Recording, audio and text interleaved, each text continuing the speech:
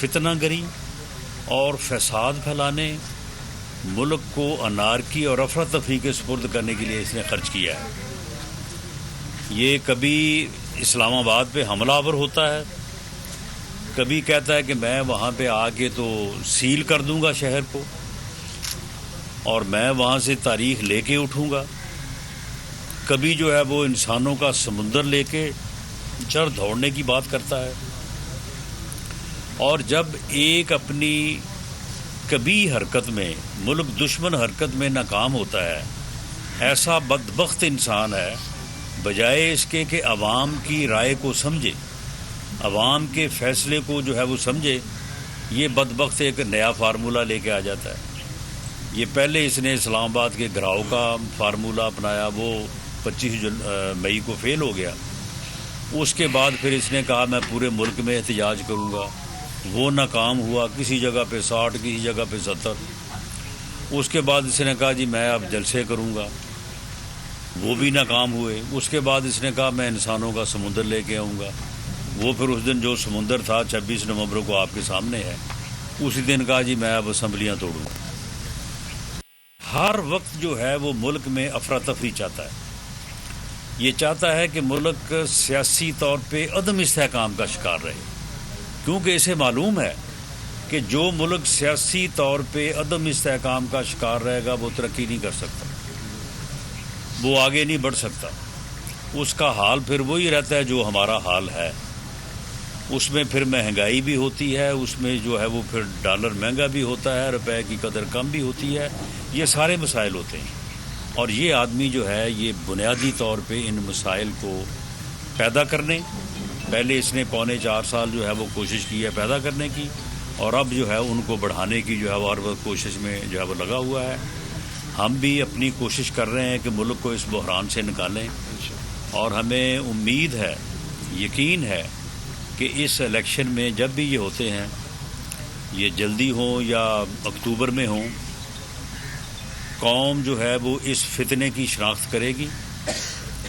اور ووٹ کی طاقت سے اسے مائنس کرے گی، ورنہ یہ اس قوم کو کسی حادثے سے دوچار کر دے گا۔ جہاں تک رانا حبیب صاحب نے بات کی ہے اس کی جیل برو تحریک کی، اس میں اب کل ملا کے کوئی 100-125 آدمی اکٹھا ہوا ہے، اور ان میں سے بھی جو ہے وہ تقریباً جو ہے وہ 80% ایسے ہیں کہ جو کہتے ہیں کہ جی ہمیں چھوڑ دیں، ہمیں انہوں نے جو ہے وہ ورگلا کے ہمیں یہ لے آئے ہیں۔ ان سب کو 30 دن کے لیے نظر بند کیا ہے، اور یہ کہتے ہیں کہ جی دیکھیں جی ان کے ساتھ دہشت گردوں والا سلوک ہوا ہے، کسی کو کہیں کسی کو کہیں بھیج دیا۔ وہ بھائی آپ جیل میں جانا چاہتے ہیں، آپ کو جیل میں بھیجا، ہم نے آپ کو کوئی بغار کیمپ میں تو نہیں بھیجا یا کسی اور جگہ پہ تو نہیں بھیجا، بلکہ ہم جیلوں کی سیر کروا رہے ہیں تاکہ آپ تمام جیلوں کے حالات کو آپ کو معلوم ہوں، اور آپ خود جو ہے وہ آپ نے کہا کہ ہم نے جیل میں جانا ہے، اور جب آپ نے جیلیں بھرنی ہیں تو پھر ہم نے جہاں جہاں پہ آپ نے گرفتاریاں دینی ہیں وہ جیلیں تو خالی رکھنی ہیں نا، تو اس لیے پہلے دور دراز کی جیلیں بھریں گے، اس کے بعد پھر نزدیک کی بھریں گے۔ تو ابھی تک تو ڈیرہ غازی خان، راجن پور، مظفر گڑھ، شاہ پور، اور یہ جیلیں جو ہیں وہ ابھی وہاں پہ کافی گنجائش ہے، تو جب آپ وہ بھر لیں گے تو پھر اس کے بعد آپ کو لاہور، فیصل آباد اور راولپنڈی کی جو جیلیں ہیں وہاں پہ لے آئیں گے۔ آج تک تردید نہیں لا سکے۔ اگر اس آدمی کو کسی نے اسپانسر کیا، کسی نے کوئی اس کے پیچھے ہے، آج تک یہ جن 3 لوگوں کا نام اس نے لیا بشمول میرے کہ ہم نے یہ کام کروایا ہے، تو آج تک اس کے ساتھ ہماری کوئی ملاقات، ہمارا کوئی ٹیلی فون پہ اوپر اس کے ساتھ گفتگو، یعنی کوئی تعلق دور دور تک یہ ثابت نہیں کر سکا، نہ میرا کر سکا ہے، نہ باقی 2 معزز صاحبان جن میں سے ایک کا تعلق پاک آرمی سے اور دوسرے وزیر اعظم پاکستان ہے، یہ ثابت نہیں کر سکتے، اور نہ ہی کوئی یہ بندہ دوسرا تیسرا پیش کر سکیں گے جی یہ بھی وہاں پہ موجود تھے، انہوں نے فائرنگ کی ہے۔ زبانی کلامی ویسے ہوائی باتیں، میں آج بھی دعوے سے کہتا ہوں کہ وہی ایک ملزم ہے، وہ سیلف موٹیویٹڈ ہے، ریلیجسلی موٹیویٹڈ ہے, اس نے یہ کام کیا ہے, اس کے نہ کو آگے ہے نہ کو پیچھے. اگر اس کے کو آگے پیچھے ہوتا تو وہ 2 دن پہلے وہ 20,000 کا وزیر آباد سے پسٹل نہ خریدتا, یا وہ اس انداز سے جو ہے وہ حملہ نہ کرتا جس انداز سے اس نے کیا ہے. یہ اس کا طریقہ کار ثابت کرتا ہے کہ اس کے پیچھے کوئی ایز سچ کوئی سازش نہیں تھی. وہ ٹھیک ہے سیلف موٹیویٹڈ تھا, اور اس نے آ کے جو ہے وہ اس کے اوپر حملہ کیا, اور وہ وہیں پہ گرفتار ہوا. انہی کے کارکنوں نے گرفتار کیا. یاد ہوئی نا کہ ہم کو پکڑ کے پیش کر دیتے, یہ کہتے یہ انہوں نے 2 نمبر آدمی پیش کر دیا, وہ تو موقع سے پکڑا گیا.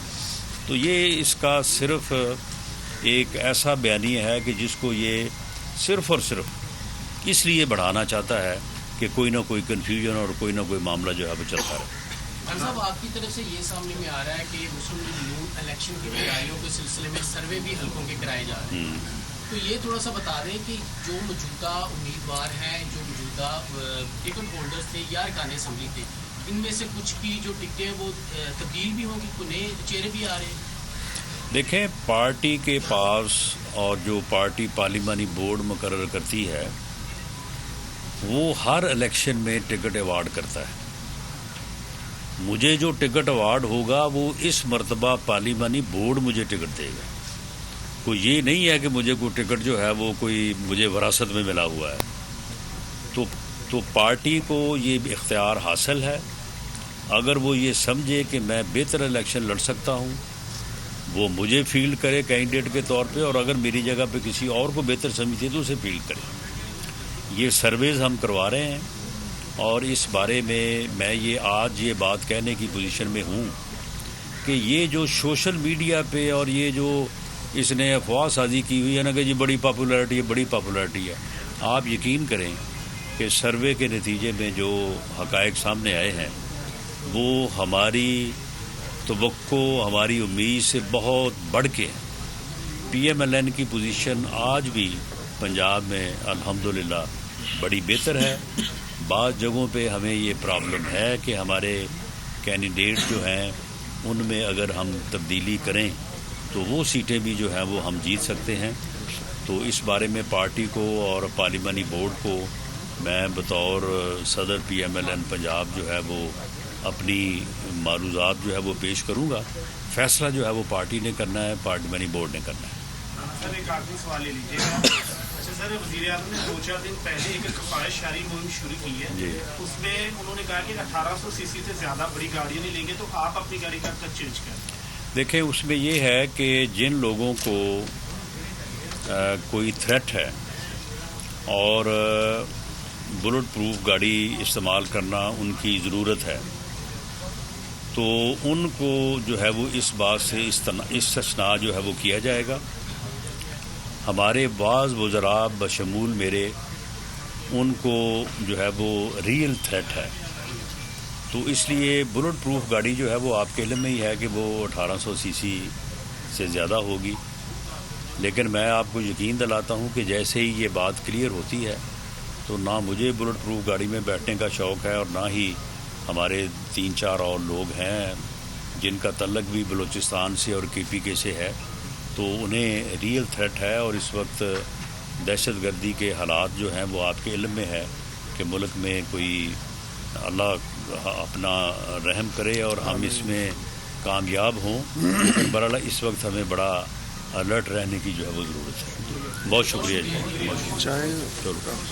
امپورٹڈ حکومت اور ان کی حواریوں کی عدلیہ کے خلاف ہرزہ سرائی. مریم نواز کی عدلیہ اور فاضل جج صاحبان پر شدید تنقید. اس گھناؤنی سازش کو بے نقاب کرنے پر بول کو ایک دفعہ پھر نشریات کی بندش کا سامنا کرنا پڑ رہا ہے. بول عدلیہ کی عزت کے لیے کھڑا ہے اور کھڑا رہے گا.